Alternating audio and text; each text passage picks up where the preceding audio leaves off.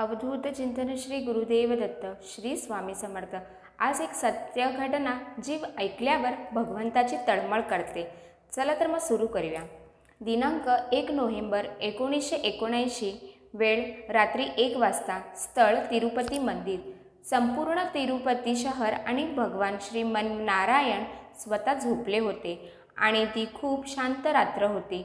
ठण ठण ठण ठण भगवान व्यंकटेश्वराच्या श्री विग्रहासमोरील तिरुपती मंदिरातील मोठी घंटा स्वतःच थरथरू लागली आणि घंटाच्या आवाजाने संपूर्ण तिरुपती नगरी थक्क होऊन उभी राहिली। रात्री 12 वाजता मंदिर पूर्ण बंद होते। मग कसला घंटा आवाज येतोय? मध्यरात्री 12 नंतर कोणत्याही जिवंत व्यक्तीला मंदिरात राहणे शक्य नाही। मग ही घंटा कोणी वाजविली? सर्व दरवाजे बंद असल्यामुळे कोणत्याही सजीव प्राणी मंदिरात प्रवेश करू शकत नाही। मग हे कोण?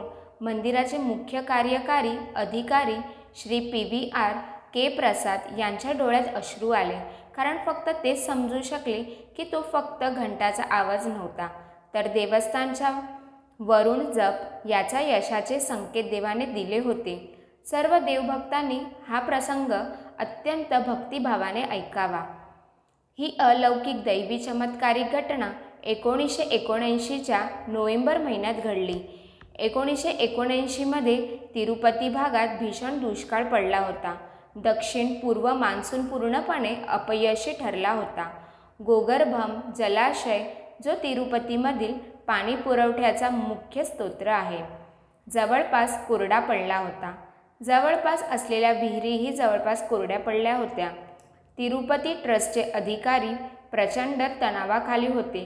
सप्टेंबर-ऑक्टोबरच्या चक्रीवाऱ्यामुळे थोडाफार पाऊस होईल असा विश्वास ट्रस्टच्या अधिकाऱ्यांना वाटत होता, पण नोव्हेंबर महिना आला, जेमतेम महिन्याभराचे पाणी शिल्लक होते।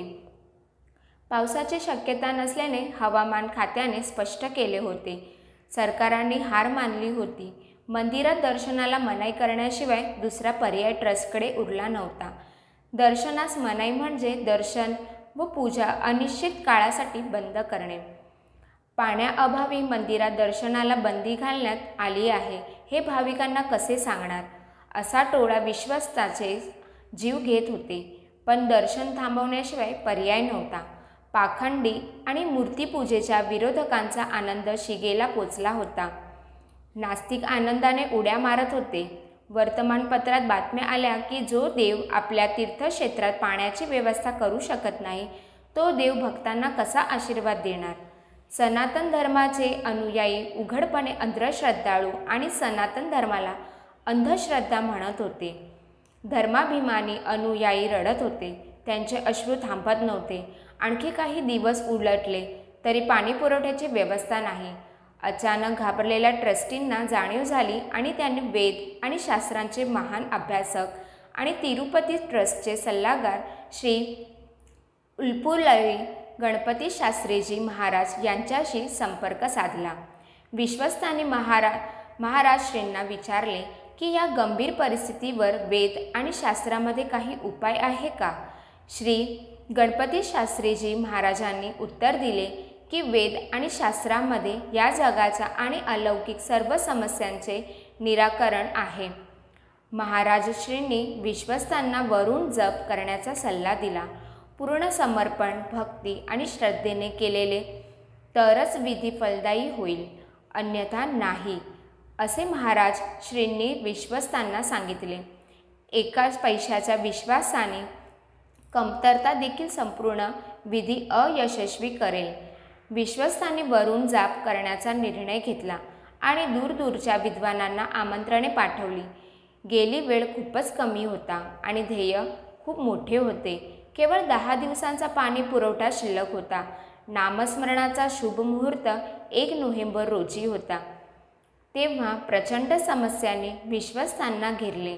ज्यांना निमंत्रण पाठवले होते त्यापैकी बहुतेक प्रमुख विद्वानांनी येण्यास असमर्थता व्यक्त केली।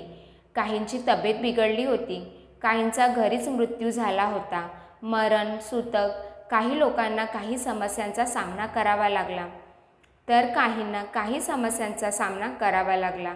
वरून जप जवळजवळ अशक्य झाले होते। येथे या बातम्या वृत्तपत्रांमध्ये ठळकपणे प्रसिद्ध करून सनातन धर्म अनुयायी, विश्वस्त मंडळ आणि तिरुपती बालाजी यांची खिल्ली उडवली जात होती. धर्माचे शत्रू सनातन धर्माला अंधश्रद्धा सिद्ध करण्यावर बेतले होते. ट्रस्टचे अध्यक्ष श्री प्रसाद साहेबांच्या डोळ्यात अश्रू तरळले. त्यांनी मनात अश्रू ढाळत भगवान व्यंकटेशांची प्रार्थना केली. सर्व विश्वस्त व भाविकांनीही प्रार्थना केली. सर्वांनी परमेश्वराला प्रार्थना केली, वरुणला नामजप करता येणार नाही का? मंदिर दर्शन बंद होणार का? हजारो आणि लाखो वर्षांची परंपरा नाहीशी होईल का? नोव्हेंबर महिन्यात मंदिराचे दरवाजे रात्रीसाठी बंद करण्यात आले होते. मंदिरात कोणीच नव्हते. देवाचे सर्व चिंताग्रस्त भक्त आपापल्या घरी रडत रडत परमेश्वराची प्रार्थना करत होते. आणि मग रात्री 1 वाजता ही घंटा संपूर्ण तिरुमला पर्वतावर गुंजली. जणू काही परमेश्वर सर्वांना म्हणत आहे, काळजी करू नका, मी तुमच्या पाठीशी आहे. दुसऱ्या दिवशी सकाळपासूनच वरुण जपसाठी होकार येऊ लागले.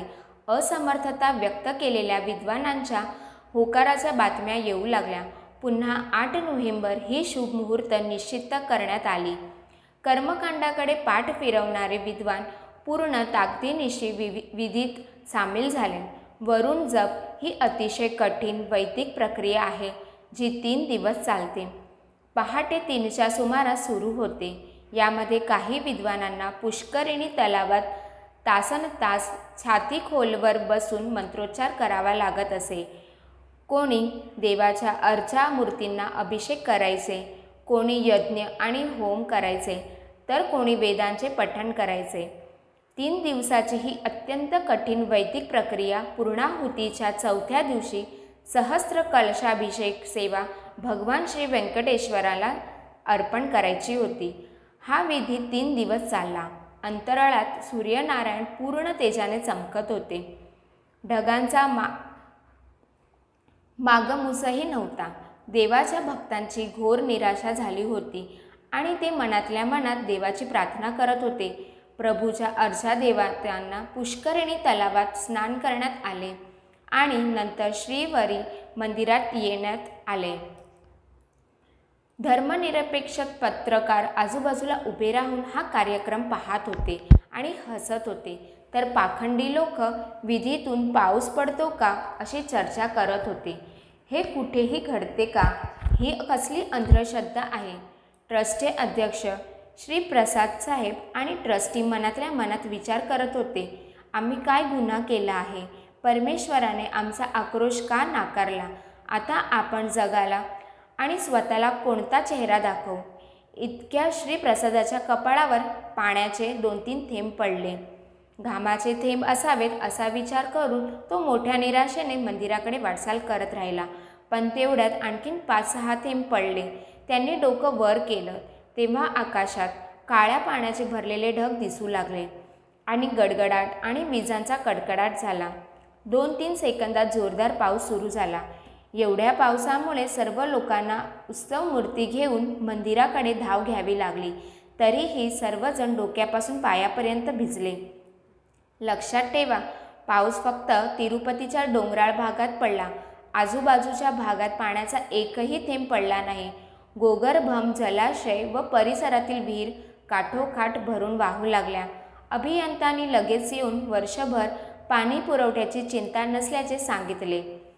धर्मनिरपेक्ष पत्रकार आणि धर्माच्या शत्रूंच्या चेहऱ्यावर वारे वाहू लागले आणि ते बाजूला पाहू लागले.